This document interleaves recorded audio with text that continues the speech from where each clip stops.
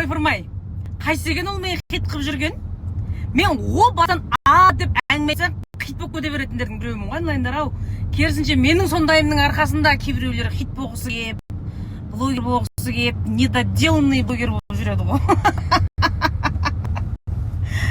Мен бар ғой, мөлдір әпшеме вообще тиіспеңдер бар. Нелерің бар, қайсың нандарың тартып алды, қайсың байларың тартып алды. Өз алдына бала шағаны өсірді, жеткізді. Не істейді? Үйге 4 қабылғаға қамалып отыр ма? Өзінің бойындағы өнерін паш етіп шығып атқан жайы бар. Ұнай ма? Көрмеңдер. Зачем біреудің қатынын әңгіме қылып сендерге? Өздерің дұрыс қатын болбаңдар, өз қатындарың дұрыстабаңдар. Сосын нелерің бар қатындарда? Қатынға жолама қара шығады, балаға жолама бәле шығады дейді.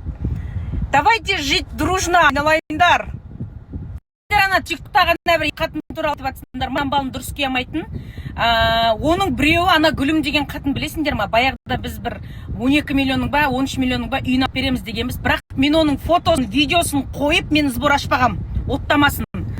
Ол 15 миллионның үйі керек, әперсең соны әпермесең Акиматтың алдына барып өзімді өртеймін деген. Медеу ауданының әкімдігі оғатынан шаршаған, қос қолдан көтеріп тұрып қашады. Бәлеқордың бәлеқоры.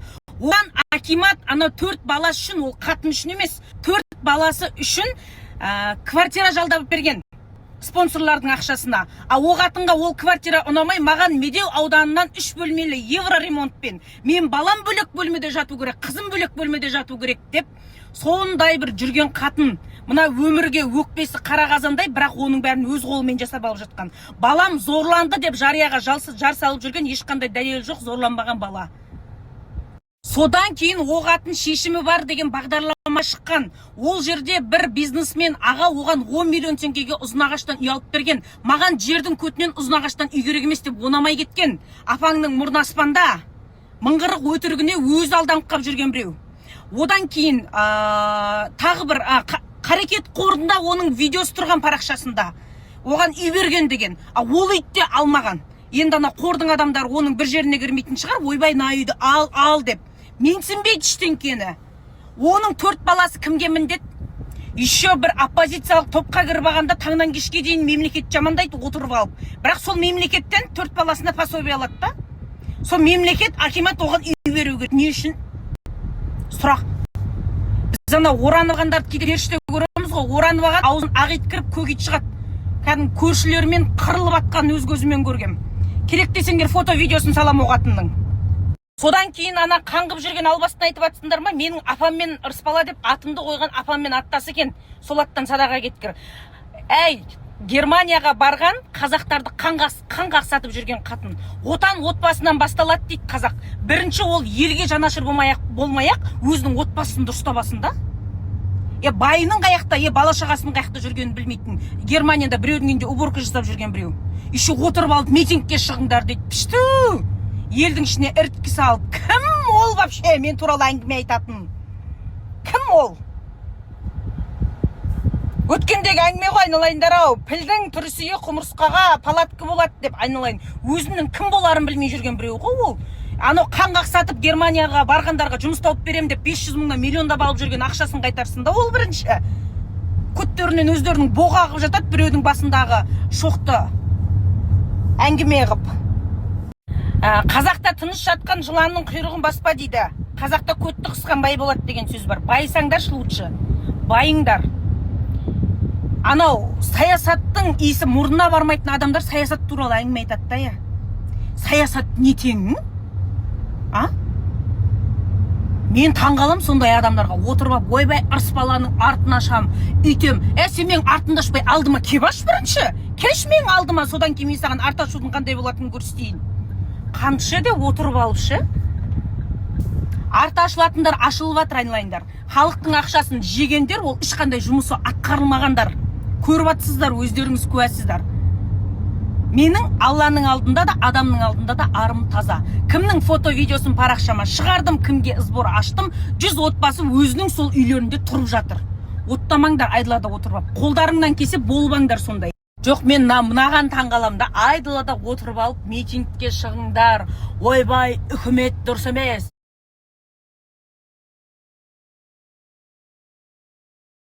ойбай саясат мұндай, ойбай сендерге үйту керек деп. Со айтатын сөздерін Қазақстанға келіп айтуға арттарың шыдамайды ғой конкретно. Онсыз да Қазақстанға келейін десеңдер, былықтарың бастарыңнан асып жатыр ғой. Алаяқтықпен сотталып кетесіңдер ғой. Өзің тыныш өмір сүрсең, қай мемлекетті алсаң да, Дубай болсын, Қытай болсын, Түркия болсын, Қазақстан болсын, сен өзің тыныш өмір сүрсең, саған ешкім келіп тиіспейді. Үкіметтің сенде аламай жатқан алталас бесперес жоқ.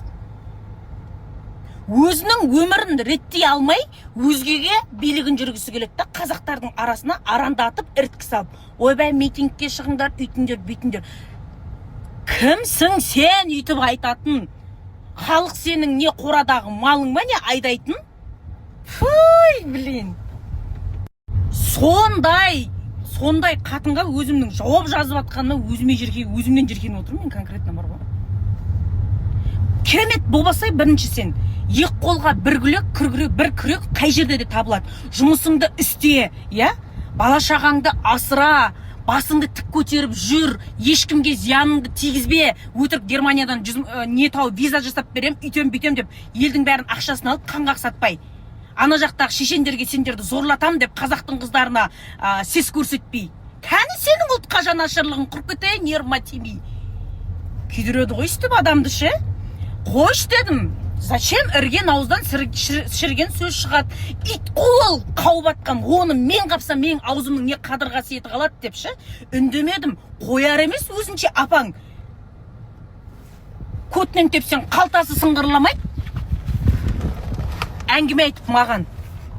Сыйға сый, сыраға бал. Еңкейгенге еңкей, атаңнан қалған құл емес, шалқайғанға шалқай, пайғамбардың ұлы емес дейді. Сыйлап тұрған адамға басым жерге тигенше сыйлайын. Ал аузына келген оттайды екен, менің аузымнан да сондай оттау келеді да. Менің де затым қатын шығар, менің аузымнан да оттау келеді. В том числе дәлелмен келеді. Одан кейін біреудің артына шам, ойбай демей, өз арттарың тазлабаңдар. Өз арттарыңды тазлап, өз өмірлі, өз бастарыңды көтеріп, өз қолдарыңды өз ауыздарыңа жеткізіп, өмір сүрсеңдер шып болды. Нелерің бар сендердің? Бастарың жетпейтін жерге мұрындарың сұғып. Күйдіреде. Қолыңдан дым кемей атыр ма, ақыры саясатта атаңнан қалған басы бар ма? Қатын болса келді, бала шағаң қаңғытпай, ие болсай, нең бар? Айдалада біреудің үйін жинайтын болсан, Қазақстанда үй жетеді ғой. Мысалда. Артық кетсем айыпқа бұйырмаңыздар. Айналайындар, менің өмірлік миссиям өте жоғарыда. Менің арманым, мақсатым, таудың басында, Гималайдың басында. Мен бала шағама дұрыс тәрбие беру керекпін. Алланың берген перзенттерін өмірге дені сау 12 мүшес аман қылып әкелу керекпін. Оларға әлемнің кереметтерін көрсетіп, дұрыс орта қалыптастырып, дұрыс тәрбие, осы елге қызмет ететін саналы, салихалы ұрпақ қылу керекпін. Байымның қасында қатын болып, бақытты өмір сүру керекпін, айналайындар. Өз қолым өз аузыма жету керек.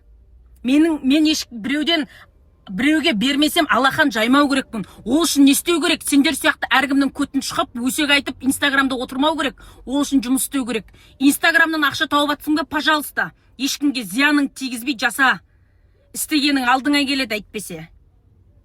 Біздің басым көпшілігіміздің өміріміздің жартысы анау бүйдеді, мынау сүйдеді. Анау үйтті, мынау бүйтті.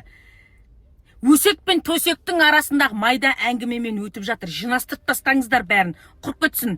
Ұнамай ма? Сізбен араласпасын, сізбен келмесін. Біреудің былшылдаған өсектерін тыңдап отырғанша, одан да бісміллә деңіздерде, бойыңызда қуатыңыз, қолыңызда, бойыңызда қайратыңыз, қолыңызда қуатыңыз бар кезде, аяғыңызда күш бар кезде, дұрыс өмірге талпыныңыздар. Зачем, айдалада қаңғыған біреулерге сіз уақыттарыңызды кетіресіздер? Сізге одан не жарко, не холодно. Бірің шекер, бірің бал, бірің өліп, бірің қалдыңдар да, тек жұмыс істеңдер. Әдемі өмір сүру үшін, ауызға тәтті нәрсені апару үшін қолды қимылдату керек, басты істету керек. Баршаңызға мына өмірде тек қана сәттілік тілеймін. Алла бармақтай бақ беріп, бәріңіз байып кетіңіздер, болды.